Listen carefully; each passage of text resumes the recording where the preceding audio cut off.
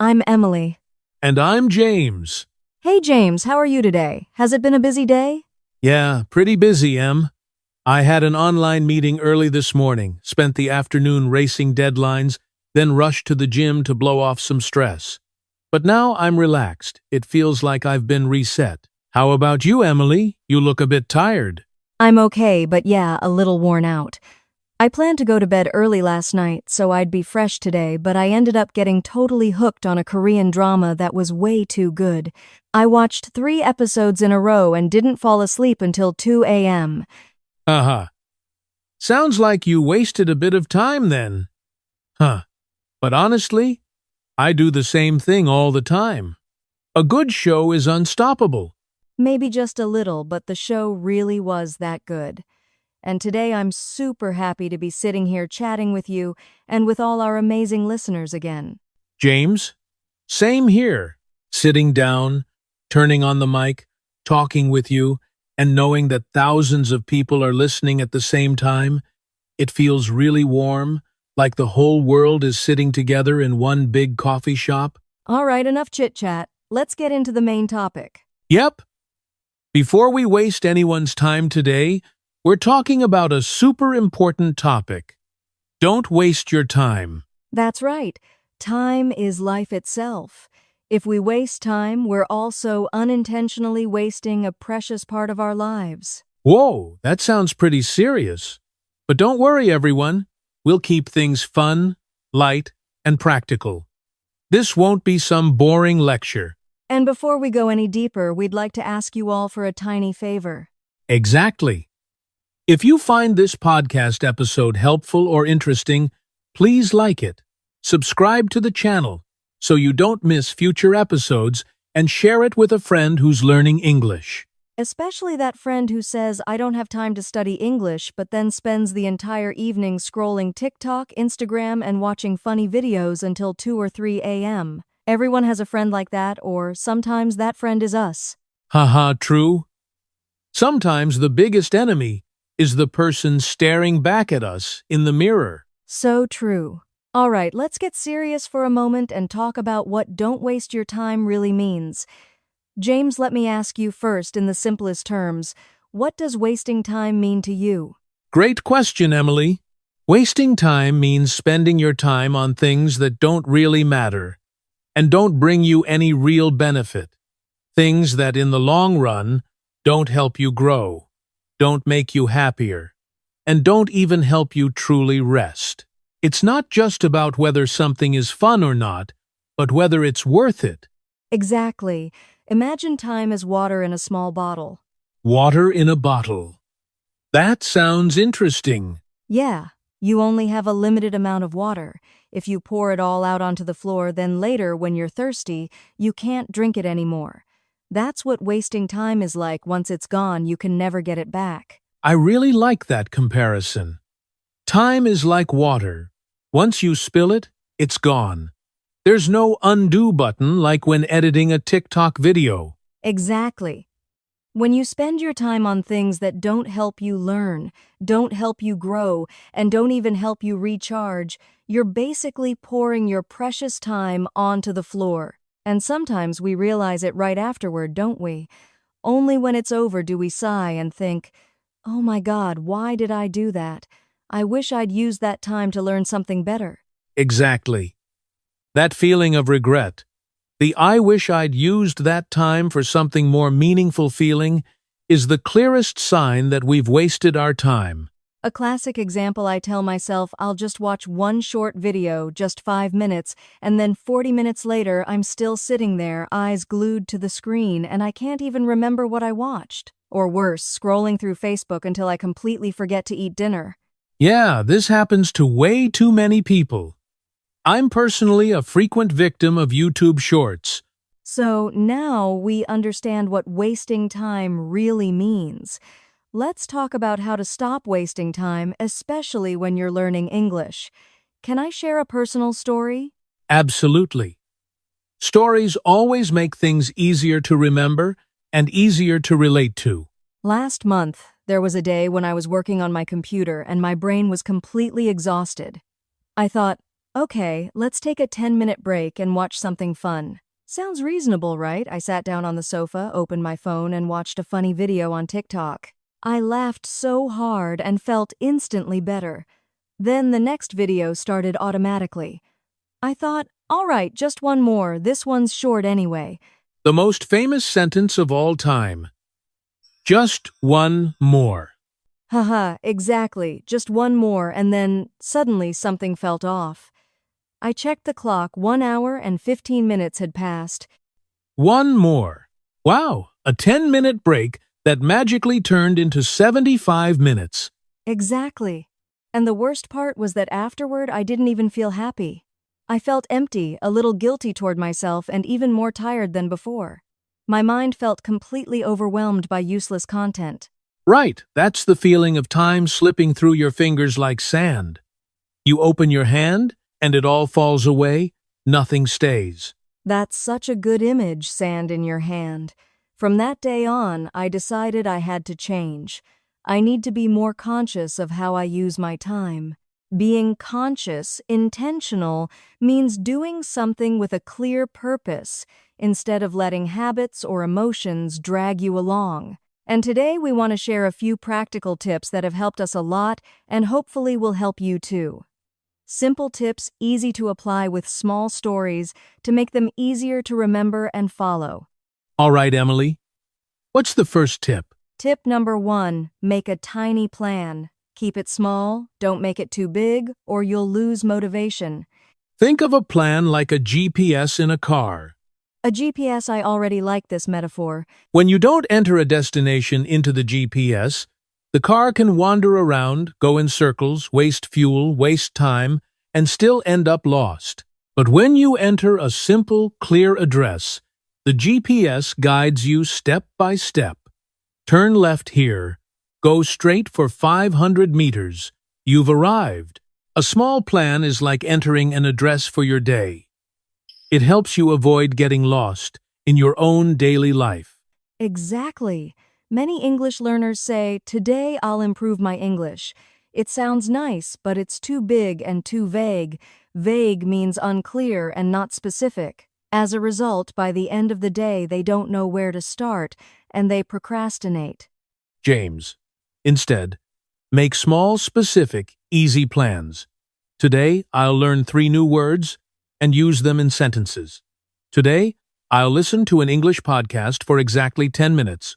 Or, today, I'll read 1 page of a short English story. It sounds light, low pressure, and very doable. I have a personal example. When I started learning Spanish, I told myself I have to study for 1 hour every day. Sounds ambitious, right? The result was that I got tired, quit over and over, and kept blaming myself. Then I changed it to just 10 minutes a day, no more, no less. Some days I felt motivated and studied for 20 or 30 minutes, but my minimum commitment was 10 minutes. That way I kept the habit, wasn't afraid to start, and every time I finished, I felt proud. Yeah, I did it. So the metaphor is, this a small plan is like a clear address in your GPS. You don't get lost. You know where you're going. When you know the destination, you spend much less time hesitating and thinking, what should I do now? That first tip is really powerful, Emily. So what's the second tip? Tip number 2. Use pocket time. Pocket time. That sounds interesting. Yeah, think of time like loose change. In a day, you have big coins like a full free hour.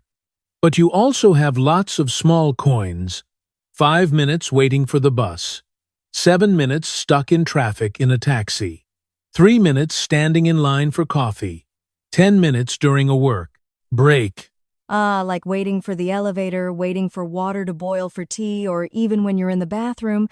Exactly. Many people accidentally throw these small coins into the trash. They just grab their phone and scroll endlessly. But if you collect those small coins, they add up to a large amount. Very practical examples. Reviewing 3 vocabulary words while waiting for the bus, listening to 5 minutes of an English podcast while washing dishes, or reading 5 lines of a short story while waiting for your coffee to finish. Brewing. That sounds great. I have a friend, she has 2 young kids and works full-time, so she's insanely busy. She told me I never have a full uninterrupted hour to study, but I have lots of scattered little minutes. And she used them to the fullest 5 minutes. Listening to vocabulary while walking to the bus stop, 10 minutes watching short English clips during her lunch break, 7 minutes before bed, reviewing stories in her head. After 4 or 5 months, she said she was speaking much more confidently and could understand movies with far fewer subtitles. Those small coins really did turn into a big treasure. So if you don't want to waste time, start using pocket time today. Even 5 minutes can be incredibly valuable.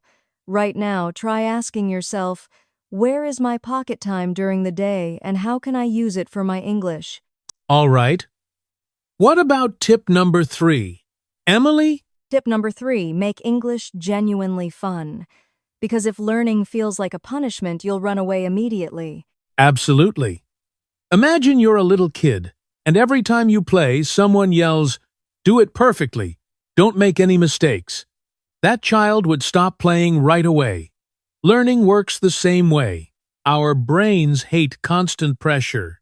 If English always feels heavy and serious, like it has to be 100% correct, your brain will respond with, "No thanks, I'm out." So, how do we turn English into a fun game instead of a punishment? Connect it to things you already love. For example, I'm really into music. I once printed out the lyrics of a Taylor Swift song I loved, listened to it over and over again, circled new words, sang along in the shower, and even copied the singer's accent. It was ridiculously fun, and I remembered the vocabulary much better than by rote memorization.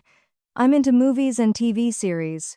I once watched a short English sitcom at first with Vietnamese subtitles to understand the story, then with English subtitles, and eventually with no subtitles at all. Every time I caught a good line, I paused, repeated it like the character, and laughed because I got the punchline.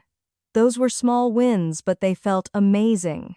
Fun is extremely important because it helps you stick with English long-term without feeling like you're wasting time. If you watch a movie in English, learn a new phrase and laugh because you understand the joke, you're not just being entertained, you're actually growing. So, tip number 3 is this. Don't just force yourself to study seriously, play with English. Listen to your favorite songs, read comics, play games in English, watch funny videos with English subtitles.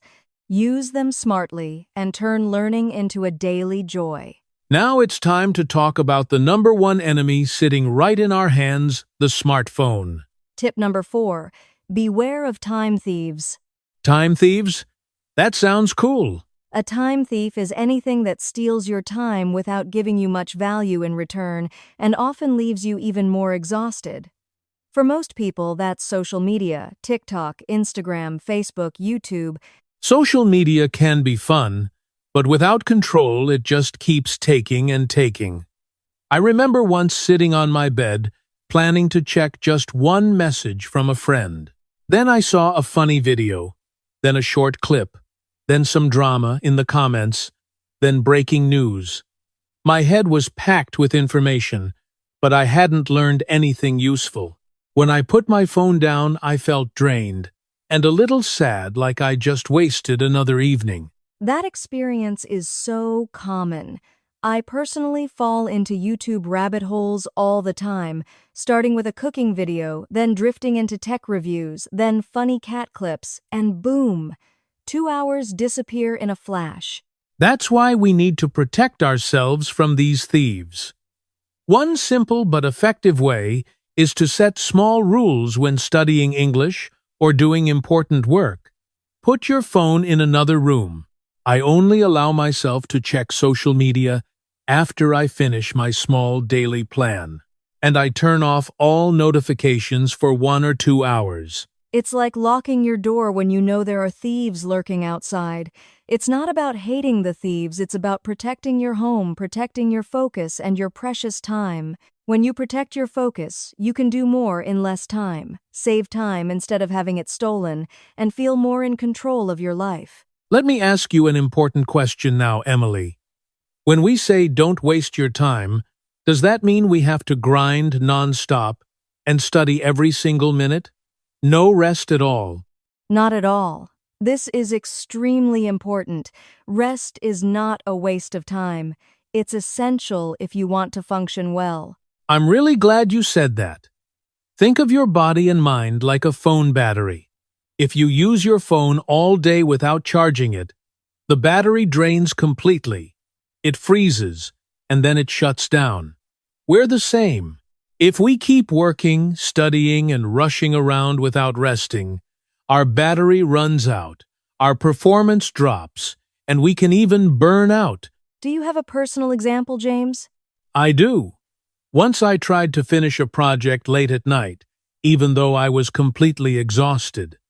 I forced myself to work 2 more hours, but the quality was terrible, full of mistakes, messy ideas. The next morning, after getting a full 8 hours of sleep, I redid that same part in just 30 minutes, and the result was much better and far more creative.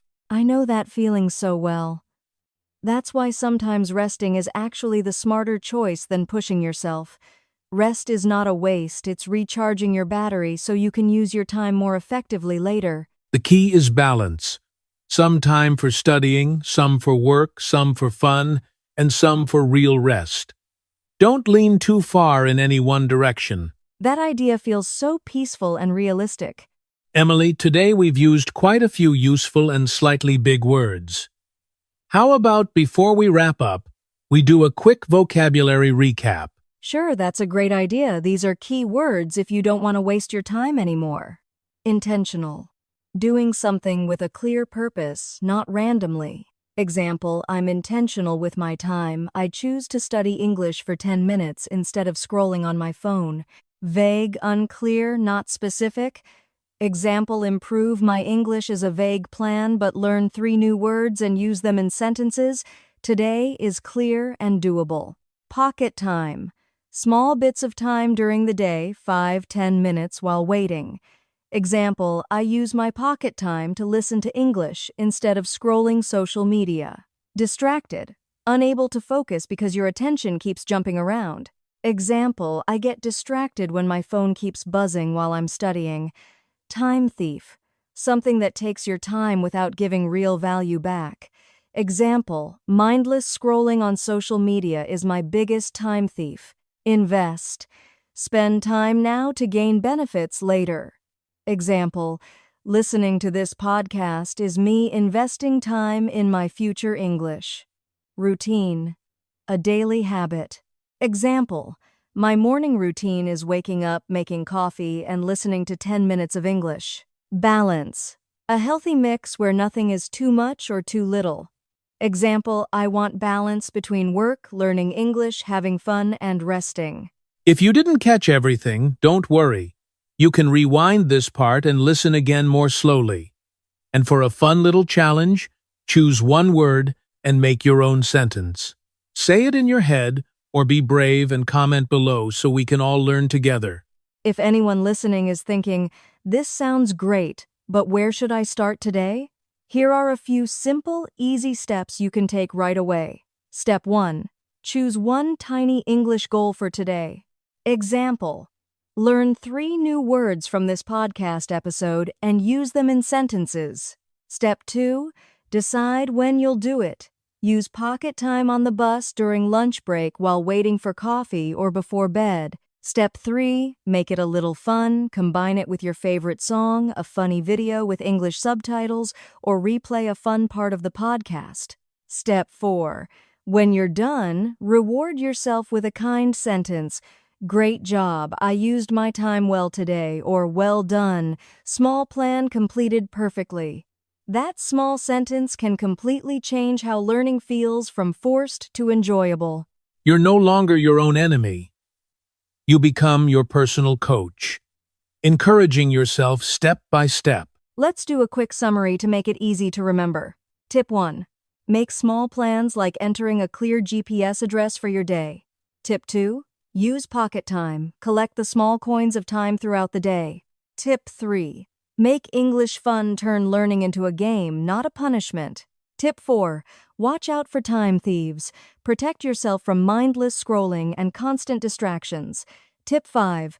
Remember that rest is not a waste. It's how you recharge so you can shine brighter. Thanks, Emily. That was a beautiful and inspiring summary. We want to say this clearly to all of you. Your time is incredibly valuable, more precious than gold.